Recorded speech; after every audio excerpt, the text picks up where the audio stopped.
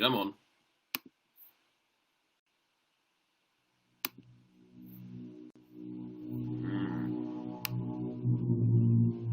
Oh my.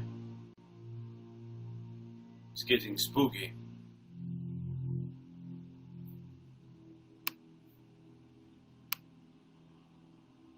Yes, very, very spooky. Look at that, 12:50. A little late now, isn't it? Not sure if you know this, but it's story time, which means it's time for stories. Ooh, I'm a little warm. I forgot to turn on the fan. But that's all right, I'll make do.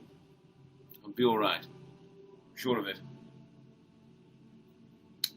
Well, regardless, let us all go on, move forth, push forward, and read some stories. Tonight, although it's a Friday, we will be reading Goosebumps. Now, that's because last night I accidentally read Dracula instead of Goosebumps. So that's why. So, there's that. Before we get started, don't forget to find me on Facebook if you so wish. You can also join the Facebook group Storytime, 2 words, exclamation point at the end. Then there's YouTube. PeteMcCauley1 is my channel. Make sure you like this video, hit subscribe, and share it with your friends. I believe they can do the same. And finally, Twitch. Brett Doesn't Game, all one word. If you would like, you can follow me on Twitch. Now, there are a number of people who I haven't seen on here in quite some time. Nicholas, Mr. Green, and so forth. Maybe you all have been watching and just not commenting, in which case, how dare you. Just kidding. Anyway, if you're watching, I would really appreciate the comments. I love being able to interact with you. And if you're able, please do so. So, that being said, if you do comment, I will give you a shout out. If I know you're watching, you will get shouted out. So, don't hesitate to do so. Oh, and one final thing before we get started. Say no to peer pressure. Now, shall we get onward? I'm probably only going to read a chapter or two tonight because it's 12:50. I have work in the morning. I know it's Saturday tomorrow. Technically today, but tomorrow. But I do have work, so I'm going to try to get to bed a little earlier. Saying this at almost 1 o'clock. Here we go. Otto Stein's Goosebumps, Be Careful What You Wish For, Chapter 20. I don't know how long I sat there on the stoop, hugging myself, my head lowered, my mind in a total spinning panic. I would have sat there forever, listening to the banging shutter, listening to the wind blow through the deserted street. If my stomach hadn't started to growl and grumble. I stood up, suddenly remembering that I had missed my breakfast. Sam, you're all alone in the world. How can you think about eating? I asked myself aloud. Somehow it was comforting to hear a human voice, even though it wasn't my own. I'm starving! I shouted. I listened for a response. It was really stupid, but I refused to give up hope. This is all Judith's fault, I muttered, picking my bike up from the street. I rode home. How do you think, Sam? Your volume in, he shouted. And that stupid lady took it as a wish. Anyway, I rode home through the empty streets, my eyes searching the deserted yards and houses. As I passed the Carter's house on the corner of my block, I expected their little white terrier to come yapping after my bike the way he always did. But there weren't even any dogs left in my world, not even my poor little pumpkin. There was just me, Samantha Bird, the last person on Earth. And my bleak Earth. As soon as I got home, I rushed into the kitchen and made myself a peanut butter sandwich. Gobbling it down, I stared at the open peanut butter jar. It was nearly empty. How am I going to feed myself? I wondered aloud. What do I do when the food runs out? I started to fill a glass of orange juice, but I hesitated and filled it up only halfway. Do I rob the grocery store? I asked myself. Do I just take the food I need? Is it really robbing if there's no one there, if there's no one anywhere? Does it matter? Does anything matter? How can I take care of myself? I'm only 12, I shouted. For the first time I felt the urge to cry, but I jammed another hunk of peanut butter sandwich into my mouth and forced the urge away. Instead, I turned my thoughts to Judith, and my unhappiness and fear quickly gave way to anger. If Judith hadn't made fun of me, hadn't tried to embarrass me, if Judith hadn't constantly sneered at me and said, "Bird, why don't you just fly away?"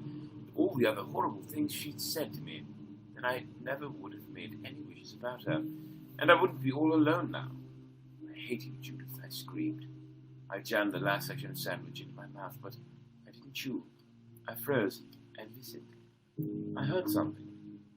Footsteps. Someone walking in the living room. Chapter 21.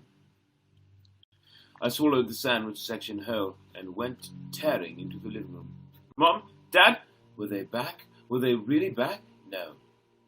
I stopped at the living room doorway when I saw Clarissa. She was standing in the center of the room, her black hair reflecting the light from the front window, a pleased smile on her face. The bright red shawl was draped loosely over her shoulders. She wore a long black jumper over a white, high-collared blouse. "You!" I cried breathlessly. "How did you get in?" She shrugged. Her smile grew wider. "Why did you do this to me?" I shrieked, my anger bursting out of me. "How could you do this to me?" I demanded, gesturing at the empty room, the empty house. "I didn't," she replied quickly. She walked to the window. In the bright afternoon sunlight, her skin appeared pale and wrinkled. She looked so old. "You did it," she said, her smile fading. "You made the wish. I granted it." "I didn't wish for my family to disappear," I screamed, striding into the room, my hands balled into tight fists. "I didn't wish for everyone in the world to disappear. You did that. You wished for Judith Bellwood to disappear," Clarissa said, adjusting the shawl on her shoulder. "I granted the wish as best as I knew how." "No, you tricked me," I insisted angrily. She snickered. "Magic is often unpredictable," she said. "I figured you would not be happy with your last wish. That is why I've returned. You have one more wish. Would you like to make it now?" "Yes," I exclaimed. "I want my family back. I want all the people back. Be careful," she warned, pulling the red glass ball from the purple bag. "Think carefully before you make your final wish. I'm trying to repay your kindness to me. I do not want you to be unhappy with the results of your wish." I started to reply, but stopped. She was right. I had to be careful. I had to make the right wish this time, and I had to say it the right way. "Take your time," she urged softly. "Since this is your final wish, it shall be permanent. Be very careful." I stared into her eyes as they turned from black to red, reflecting the red glow of the ball in her hand, and I thought as hard as I could. What should I wish for?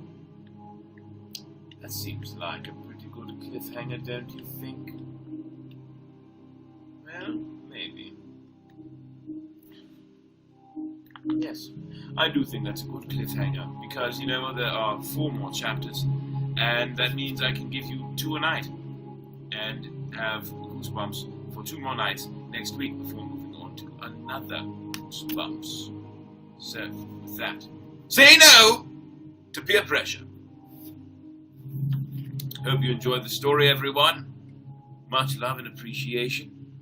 Until next time, that being tomorrow night, this has been Storytime with me, your host, Brett Picorni. I hope you enjoyed it.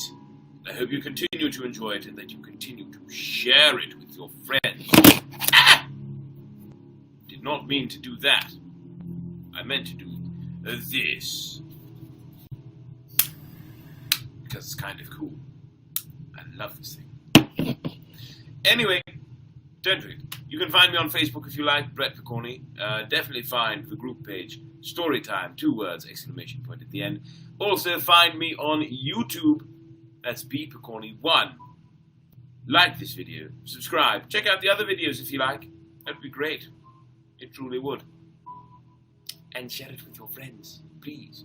And then there's Twitch. If you're a fan of Twitch or you're on Twitch, you can follow me at Brett Doesn't Game, all one word. Got it? Good. For now, I bid you adieu. Good night. Good night. and good night. Much love, Smoochy Smoochy.